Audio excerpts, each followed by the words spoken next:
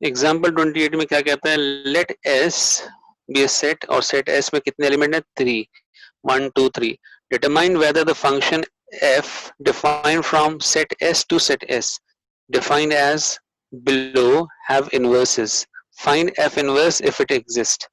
तो किस किस में इनवर्स है, किस में इनवर्स नहीं है, वो हमें देखना है। तो यहाँ बताओ, 1 का इमेज 1, 2 का इमेज 2, 3 का इमेज 3। तो distinct element have distinct images और every element of codomain has a pre image। तो इसका मतलब ये क्या होने वाला है, ये इन्वर्टिबल होने वाला है। 1 1 भी है और ऑन टू भी है। तो कहीं कंफ्यूजन हो जाए तो आप क्या करोगे, मैपिंग से देख लोगे। तो हम पहले वाले पार्ट का मैपिंग यहाँ बना देते हैं। तो फर्स्ट पार्ट का मैपिंग बना दो भाई। तो कौन किसका इमेज क्या है देखें। तो लिख देते हैं 1 का इमेज 1 है। तो ये हम फर्स्ट पार्ट कर रहे हैं, ए पार्ट। 1 का इमेज 1, 2 का इमेज 2 और 3 का इमेज 3। तो इसका मतलब distinct element have distinct images, यानी 1 1 तो दिख ही रहा है, मैनी 1 तो नहीं है। और दूसरा है कि कोडोमेन में हर एक एलिमेंट का प्री इमेज है। ऐसा कोई एलिमेंट यहाँ सेट बी में या इस सेट में नहीं है जिसका प्री इमेज ना हो। हर एक एलिमेंट का प्री इमेज है। कोडोमेन के हर एक एलिमेंट का जब प्री इमेज होता है तो हम क्या कहते हैं, ये ऑन टू भी है। तो जो फंक्शन 1 1 और ऑन टू दोनों हो तो उसको क्या कहेंगे, वो इन्वर्टिबल है। और ये दोनों सेट का नाम क्या है, एस। तो इस तरह से हमने देखा कि ये तो 1 1 ऑन टू है। इस तरह से अब बी सेट बताओ, बी वाला पार्ट देखेंगे। तो बी पार्ट क्या कहता है कि ये 1 1 है कि ऑन टू है कि नहीं है। चलो चेक करते हैं।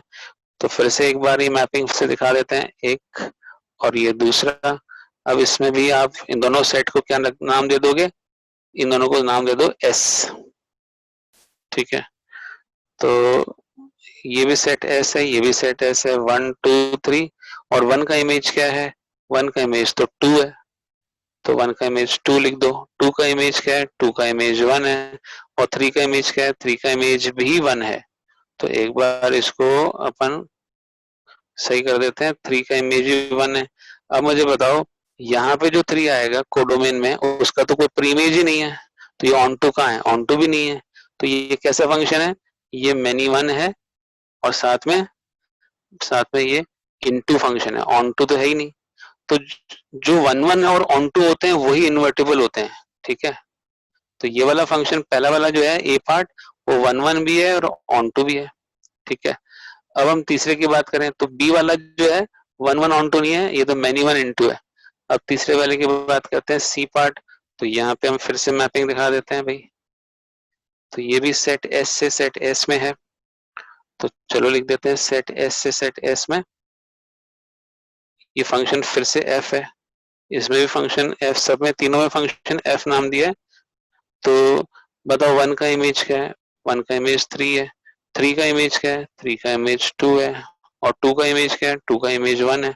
तो distinct element have distinct images. कोई दो एलिमेंट ऐसे नहीं है जिनका इमेज सेम हो। अगर दो एलिमेंट का इमेज सेम होता तो हम बोलते कि ये मैनी 1 है, पर ये तो सब 1 1 है। अलग अलग एलिमेंट के अलग अलग इमेजेस हैं तो 1 1 हो गया।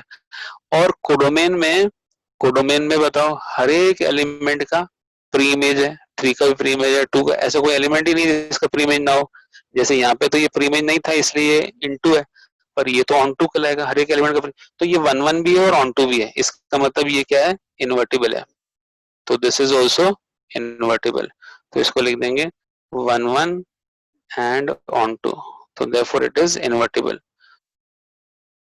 और अगर इनवर्स है तो उसका इनवर्स निकाल के दिखाओ। तो इनवर्स लिख दो, बहुत ही आसान है। तो जो पहले वाले के लिए तो उल्टा लिख दो। 1 का इमेज 1 है तो उसका उल्टा लिखोगे तो भी 1 1 ही लिखा जाएगा। तो यही एफ इनवर्स है और यही एफ है, दोनों सेम है। 2 का इमेज 2 है तो उल्टा लिख दो 2 2। 3 का इमेज 3 है तो 3 3 लिख दो। तो कोई फर्क नहीं पड़ रहा। अब सेकेंड पार्ट में एफ ऑफ 2 और एफ ऑफ 3, 2 और 3 दोनों की इमेज 1 है तो ये 1 1 तो नहीं कह सकते।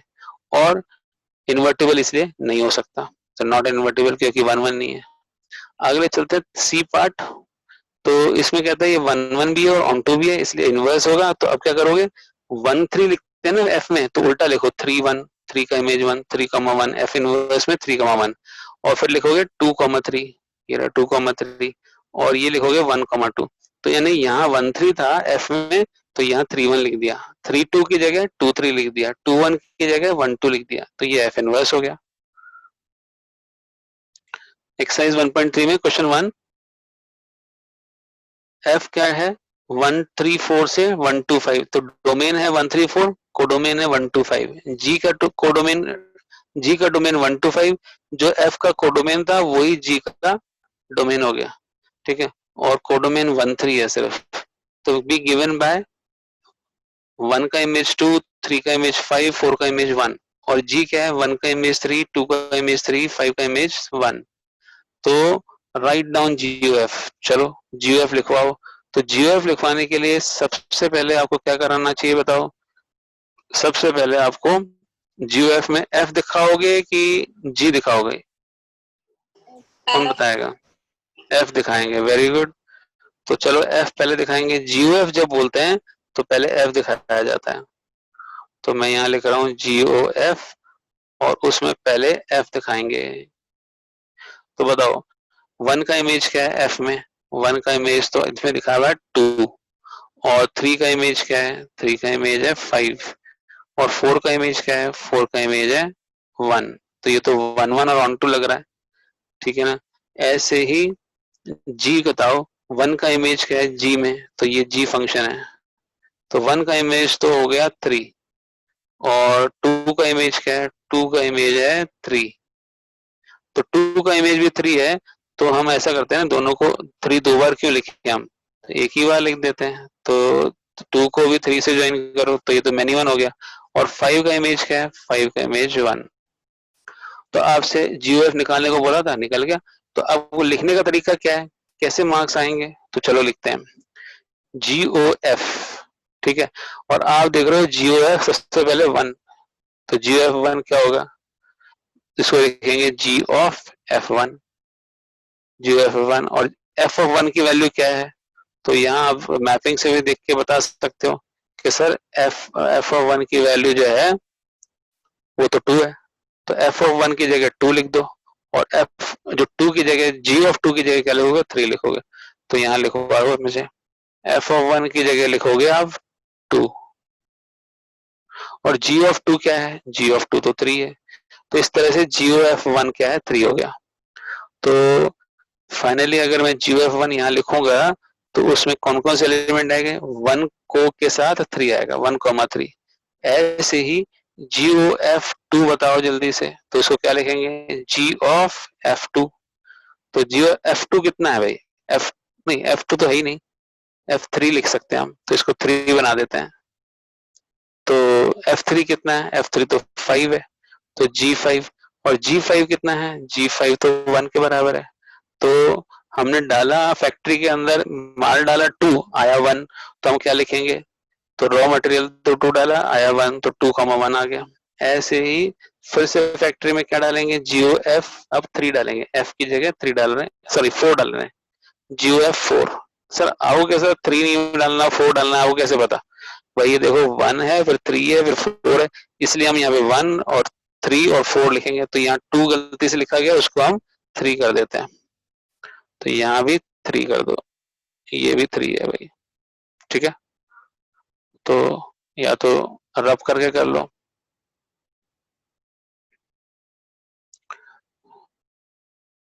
ठीक है। तो यहाँ हमने 3 लिख दिया।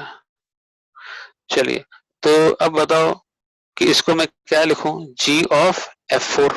तो F4 बताओ क्या है? तो F4 तो आपका 1 आ रहा है, तो इसका मतलब जी ऑफ 1। तो जी ऑफ 1 का कैसे पता चला आपको?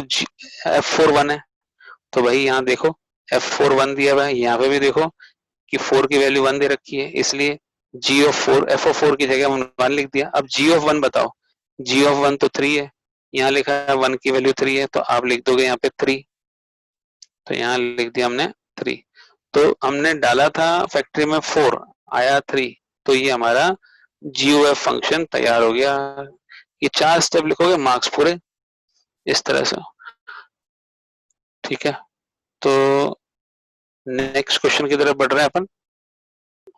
तो इसमें थोड़ा करेक्शन क्या आएगा कि हमने 2 1 लिख दिया गलती से, है ना GOF में, और हमें क्या लिखना चाहिए, हमें लिखना चाहिए 3 1। तो ये 2 1 की जगह 3 1 आएगा भाई, 3 1 हो गया सही। तो अब क्या कह रहे हैं कि F plus G O H question number 2 में is equal to FOH plus GOH prove करना है।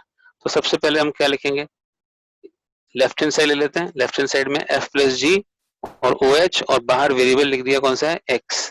अब H का X के साथ करो, वेरिएबल इसमें क्या है, इसको HX लिख देंगे, ये HX लिख दिया। अब कंपोजिशन करो किसके साथ, F के साथ और G के साथ, तो क्या हो जाएगा F ऑफ HX और G ऑफ HX।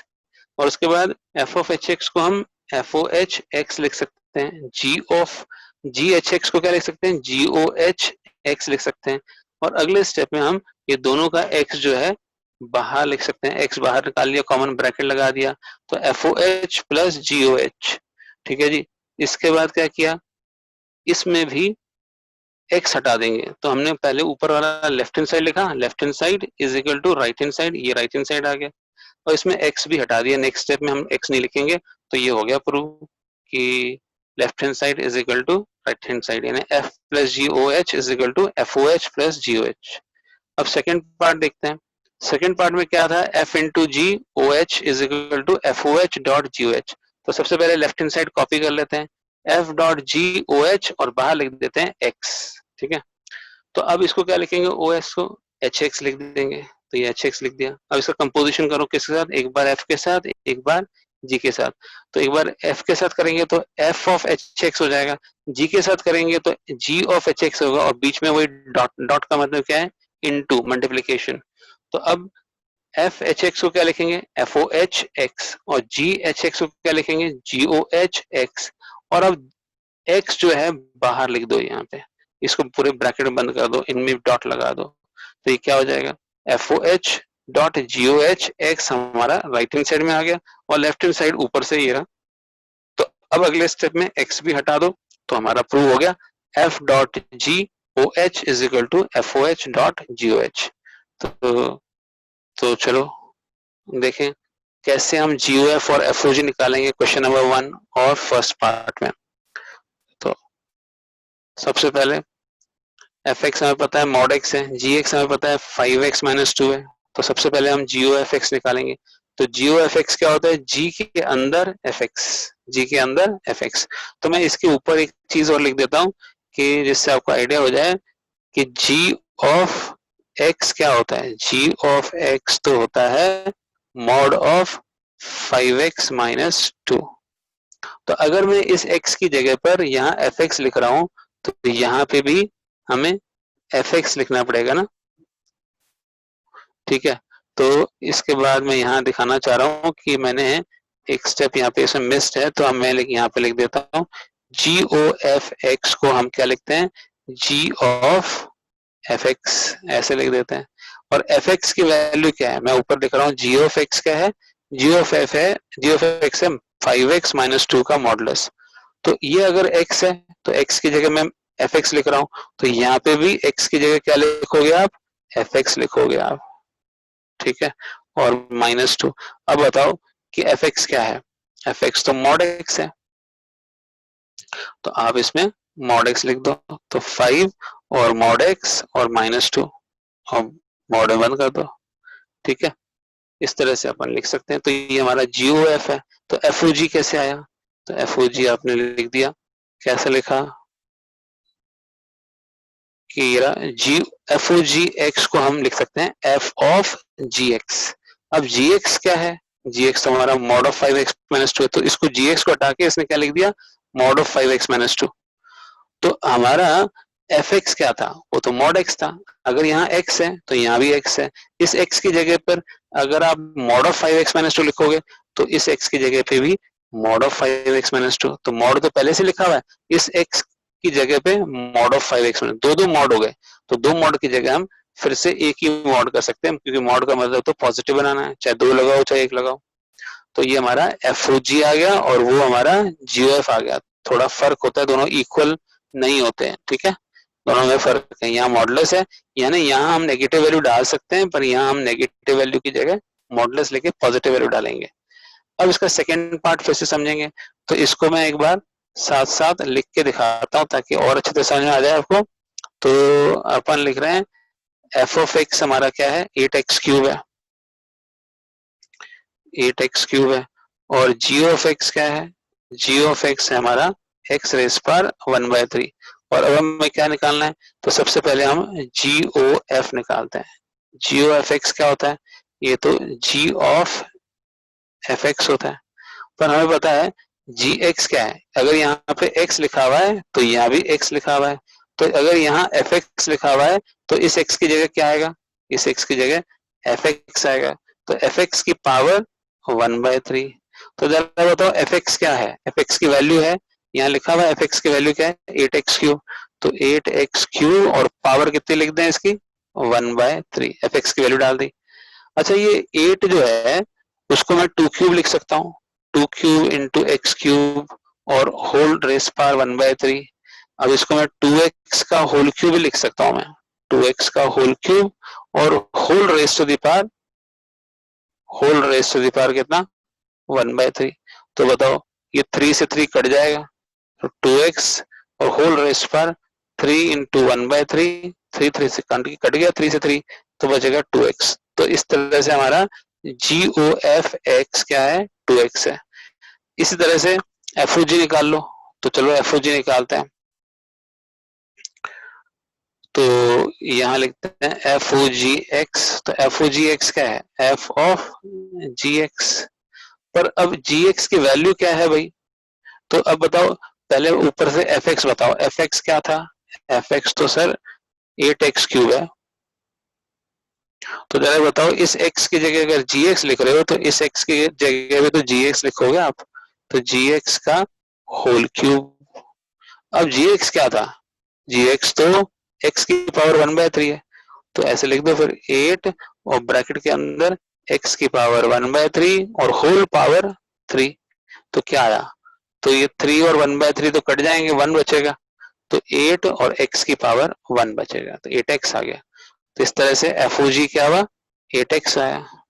ठीक है, एफ ओ जी 8x आया और जी ओ एफ क्या आया, जी ओ एफ तो हमारा 2x आया। क्या ये दोनों बराबर हैं, तो ऐसा जरूरी नहीं है कि ये कंपोजिशन जो उल्टा सीधा लिखा जाता है वो बराबर हो, एफ ओ जी और जी ओ एफ जरूरी नहीं है बराबर हो।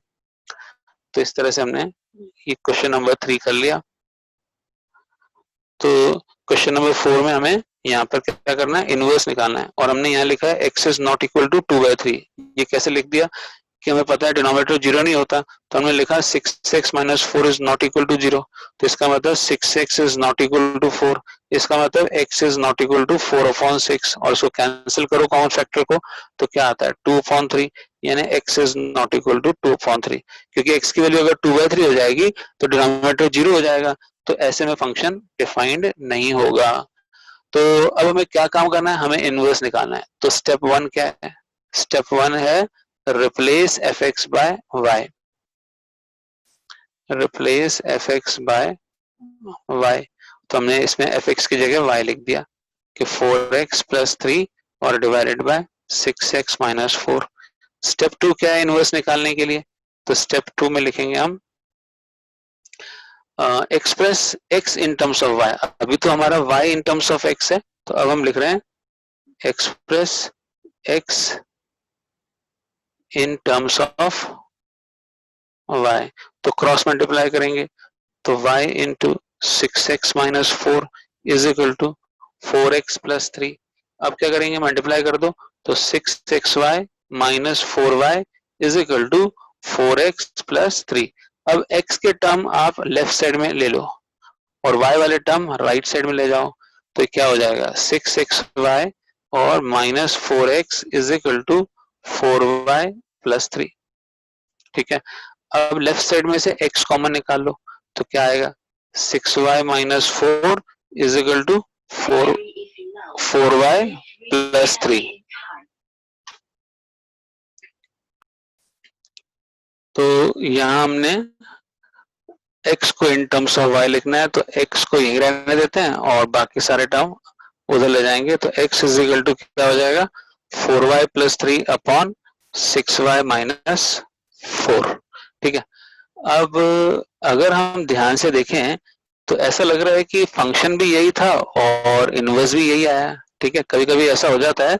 तो इसको अगर मैं एक्स की जगह पर एफ इनवर्स वाई लिख दूं तो क्या हो जाएगा भाई, F inverse Y is equal to 4y plus 3 upon 6y minus 4। तो ये इसका इनवर्स हो गया।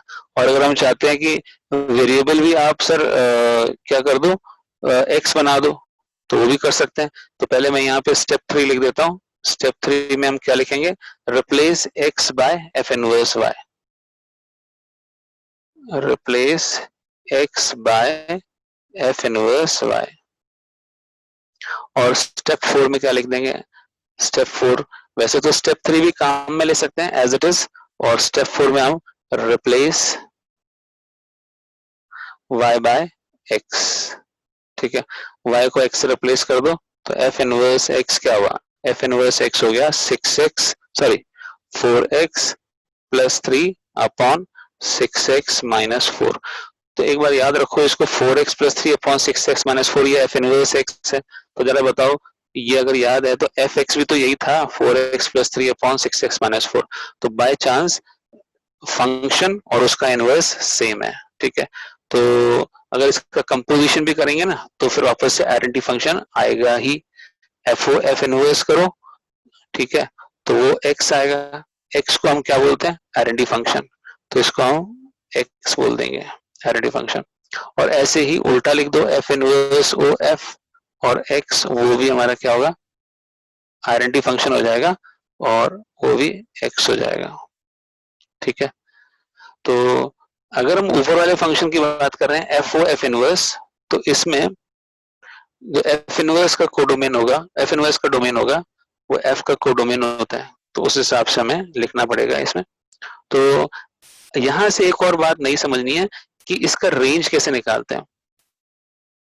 तो रेंज कैसे निकालते हैं, ये इनवर्स निकल गया है तो y की वैल्यू क्या नहीं हो सकती, तो y की वैल्यू जहां डिनोमिनेटर 0 हो जाता है ना, वो वैल्यू नहीं हो सकती। तो y की वैल्यू फिर से 2/3 नहीं हो सकती, 2/3। ठीक है, तो फिर रेंज क्या हो जाएगा, तो रेंज हो जाएगा, अगर यहीं से आपको पूछा जाए कि व्हाट इज द रेंज, तो आप लिखोगे 6y minus 4 not equal to 0, so y is not equal to 2/3। So therefore range is all the values of all real numbers except 2/3। तो ये इसका रेंज हो जाएगा। तो इसमें तो सिर्फ आपको इनवर्स निकालने को बोला था, अब मैंने यहाँ पे आपको रेंज भी बता दिया कि कैसे निकालते हैं। सो हमें फिफ्थ क्वेश्चन में ये बताना है कि इनका इनवर्स होगा कि नहीं होगा। तो फर्स्ट पार्ट का इनवर्स होगा कि नहीं होगा, तो कंडीशन क्या है, कंडीशन ये है कि वो 1 1 भी होना चाहिए और ऑन टू भी होना चाहिए। तो चलो चेक करते हैं कि 1 1 और ऑन टू है क्या। तो 1 का इमेज भी 10 है, 2 का इमेज भी 10 है, 3 का इमेज भी 10 है, 4 का इमेज भी 10 है। तो क्या हम इसको 1 1 बोलेंगे, ये तो 1 1 तो कतई नहीं है। तो 1 1 नहीं है, ये तो क्या है, मेनी वन है। आप चाहो तो थोड़ा सा मैपिंग से भी देखना चाहो तो और आसान बना देते हैं इसको। जिन्होंने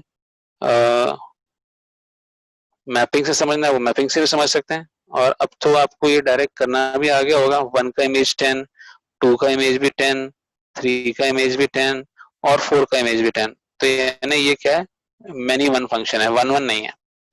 तो 1 1 और ऑन टू होता है फंक्शन तभी इनवर्स निकलता है। तो ये 1 1 ही नहीं है तो इनवर्स नहीं निकल सकता इसका। अब सेकेंड वाला करते हैं। तो ये जो फर्स्ट था वो तो एफ फंक्शन के बारे में है, question number 5 first part. Second देखते हैं क्वेश्चन नंबर 5 सेकंड पार्ट में जी फंक्शन दिया है। तो इसमें डोमेन और रेंज 5 का इमेज 4। तो ये कैसा होगा, दिखने में तो ऐसा लग रहा है कि ये भाई 1 1 है, पर ये मुझे तो नहीं लग रहा कि 1 1 है, क्योंकि ये 4 जो है ना 2 बार आ रहा है यहाँ पर। तो चलो देखते हैं, एक बार मैपिंग से बिल्कुल क्लियर हो जाता है, कोई कंफ्यूजन नहीं रहता। तो चलो देखते हैं 5 का इमेज क्या है। 5 का इमेज तो 4 है भाई, और 6 का इमेज 3 है, और 7 का इमेज तो फिर से 4 है। तो 4 दो बार थोड़ा लिखेंगे, एक ही बार लिखेंगे। और 8 का इमेज क्या है, 8 का इमेज 2 है। तो 5 और 7 दोनों का इमेज 4 है, तो इसको मेनी वन बोलेंगे, 1 1 तो कह नहीं सकते। और अगर ये मेनी वन हुआ तो फिर इसका मतलब इसका इनवर्स नहीं निकल सकता, इट इज नॉट इन्वर्टिबल। इसके बाद थर्ड पार्ट देख लो, क्वेश्चन नंबर 5 थर्ड पार्ट। ये हमारा फंक्शन एच एक्स लिख लेते हैं। तो इसमें तो डोमेन में भी 4 एलिमेंट है और कोडोमेन में भी 4 एलिमेंट है, तो इसके लिए भी थोड़ा सा मैपिंग से कर देंगे। तो ये मुझे तो ऐसा लग रहा है कि ये तो 1 1 भी होगा और ऑन टू भी होगा। तो कंडीशन यही है कि जो फंक्शन 1 1 भी होते हैं और ऑन टू भी होते हैं उन्हीं का इनवर्स निकाल सकता है, बाकी का नहीं निकाल सकता।